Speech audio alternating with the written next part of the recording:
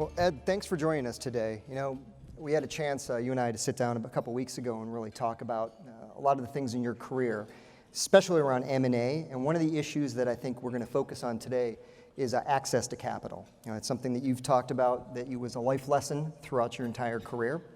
And you've had 3 phases of your entrepreneurial career, each with its own lifespan and each with its own kind of identity. And there were a lot of lessons that you told me that you learned in deal making. And I want to start a little bit with your startup phase, which you say was from 1962 to 1972, where you essentially bootstrapped your way in those early days. And you built a company that supplied steel containers and had some interesting experiences raising capital. Can you tell us a little bit about what you learned during that phase?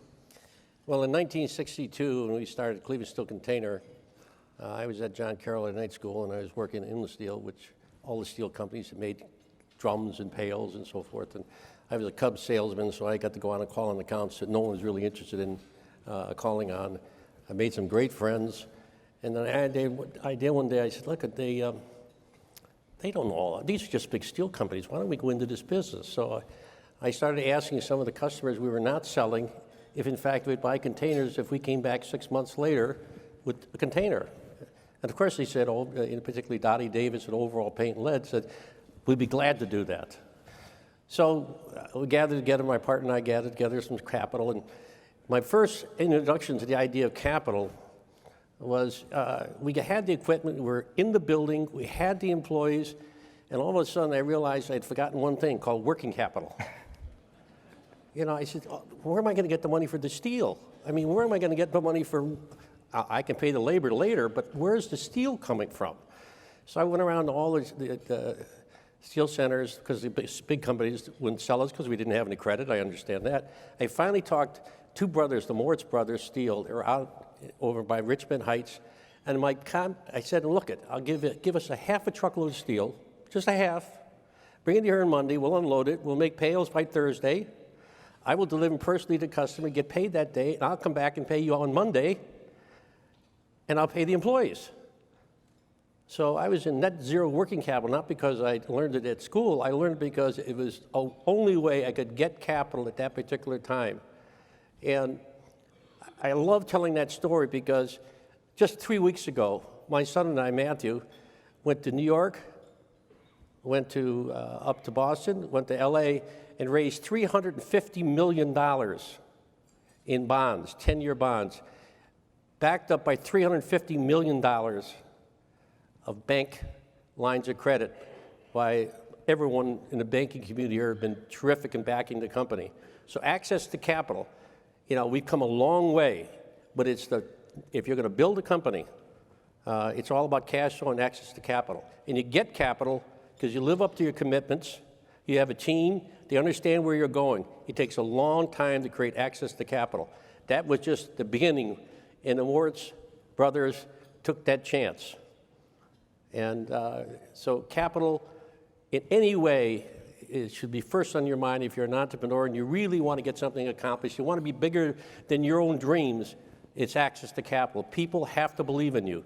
Because if they believe in you, the human part of the company, the human capital, the capital they're putting in all of our employees is paramount to success. One of the things that happened while you were going through that is as you built the company, you lost control of it. Talk about how that happened. Well, that's another access to capital issue. You know, unless you have a rich father, which was not the case. You know, my father died when I was very young, but interesting, it was the idea, we created it, and then we had to get investors.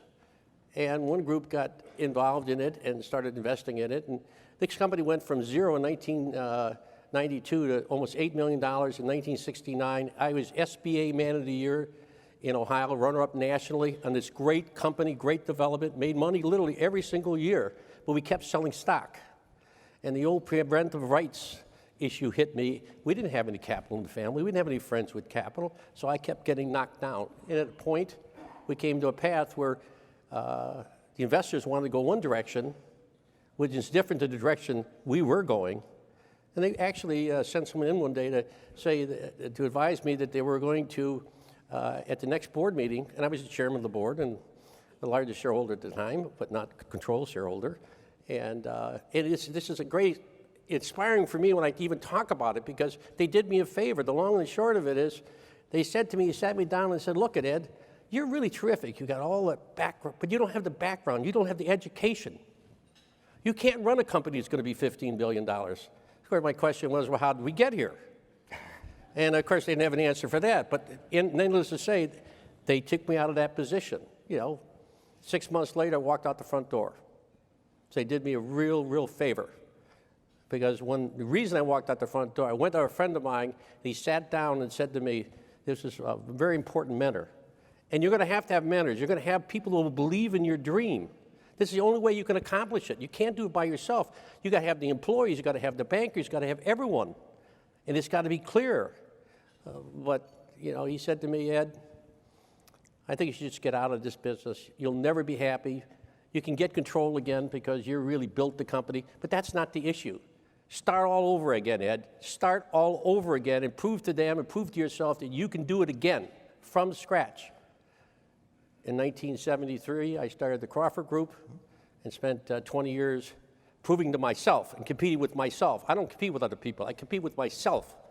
And it's really hard to compete with yourself because it's not a happy day all the time. Talk a little bit about that. You said you competed with yourself. Did you change your approach during that period of time with the Crawford Group to how you were looking at business? No, I didn't change the approach. I tried to take as much from the first. I took the idea of access to capital from the first event to the second event, but I kind of tuned in on the idea. What we did. I thought I knew a lot about businesses. I'm all of 30 years old. I'm 31 years old. I'm a genius. So maybe I lost my control of my first company, but it was a success. So why can't we do this again? And this is what the times. This is unbelievable for people in this room. In 1973, 74, you could go to the banks, and they had a lot of assets that weren't just perfectly performing, and you could borrow 80% of the receivables, 65, and some of my banking friends are out there, but this what did happen long before your time. But the question, they would lend on the buildings, they would lend on the M&E. So if you had a transaction for $500,000, you could get in for $100,000. And if it had problems, that's where you really bought a discount. So no one had any more LRB charges filed against them in their career than I have, especially until I got to be 35. So I was interested in buying assets, discounting at prices, full leverage on the situation, and I became a cash flow freak. And that was the answer. Access to capital, keep borrowing, keep paying, keep growing. So you see, and everyone is an entrepreneur. Everyone is trying to create jobs and keep jobs creating. It's all about rejection and no and no. In your closest, in your family, and your friends can say no and no. Now the question is, what do you do with that negative inbound energy? Someone like myself, I take it, okay, it doesn't throw me off balance. It doesn't make me feel insecure. It doesn't make me do anything other than get more energized. And I've shared this with a lot of people over the years. And, I get cards occasionally from people that will send, if I talk to them and about 6 months later, will send a card or something saying, I'm not a natural at it, but I'm finally getting the ability to turn this positive. And they don't know it anymore. I've learned this. I've trained myself to listen to that. And I will not let them stop me just because the way they feel.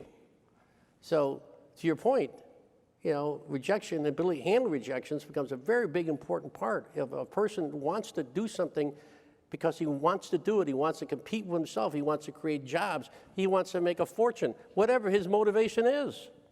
He's going to have to learn how to handle that, or she's going to have to learn how to handle that.